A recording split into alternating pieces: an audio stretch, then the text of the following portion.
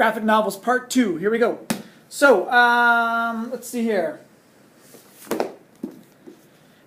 Jimmy Corrigan, Smartest Kid on Earth. This is the first graphic novel I ever read. I read it in a postmodern literature course in college. It's fantastic. Check out the details. It must take Chris Ware, who's the author slash illustrator slash cartoonist, it must take him hours to do these. And there's just picture upon picture that's just amazing, and you just spend so much time just looking at the pictures. It's a cool story. I love that his story even continues on to the back and shows little things, just details everywhere. Like this preface here, you can just follow all the lines and it goes round and round. Really cool. Chris Ware's Jimmy Corrigan, Smartest Kid on Earth. Recommend that one. As a Californian, I saw Hurricane Katrina on the news, but to be honest, it didn't mean a whole lot to me. I mean, I saw the images, I knew how bad it was, but it wasn't personalized. When I read this book, it personalized the story for me. Granted, it happened years ago, but I just read this story recently. You know what? It follows the story of 5 people, and it makes history come alive. This is a non-fiction. It really happened. The art is a slightly more cartoonish, only a little bit, but you know, we've got still pretty realistic looking things going on here as these people are struggling with the Hurricane Katrina. So, you know, stuff that I never would have thought about, stuff I never would have considered. Their lives, they tell a great story. I recommend AD, After the Deluge. Science fiction. I love science fiction. We've got this collection here called Wool.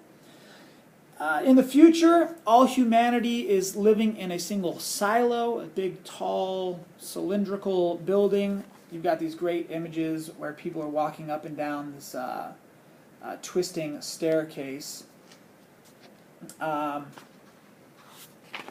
cool stuff. I love the imagery. Look at this picture. I mean, does that not make you want to read this story or what? Look at that.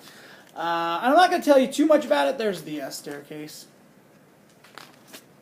I thought. There we go. We got Juliet walking up the stairs. Okay. It's a very cool story about the future. So there's also, you know, a conspiracy, you know, problems with political situation. So I like that. Recommend it. It's pretty short.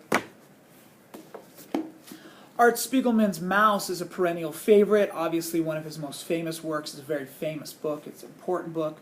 Normally, you'll see it in volumes 1 and 2. This is the complete Mouse. So this is a retelling of Nazi Germany. The mice are the Jews, and the cats are the Nazis. I believe it's pretty biographical in that this happened to Art Spiegelman's family. It's a black and white story. Again, the mice are the Jews. So it was a good one. Even if you aren't interested in graphic novels, if you love literature, this is still an important book to read. My guess is you'll like graphic novels. Who doesn't like looking at pictures with their stories? Last 2 here on my list. I have not read either of these yet, although I plan on getting to them. We got Persepolis, Volume 1 and Volume 2. It's a story of a girl growing up in Iran, and I think that's really important to our time, especially right now since we're dealing with the Iran deal in the news.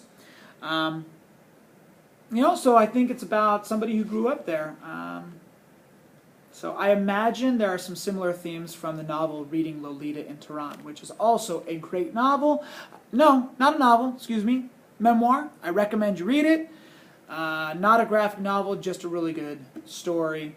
So I can't wait to check these out and read those. So, got lots of really good graphic novels right here for you to read and choose from. I hope that you will take a look at them. They're on the bookshelf right over there. And you know what? If graphic novels aren't your thing, I do have a bookshelf right over here underneath the comics, so go ahead and take a look at those.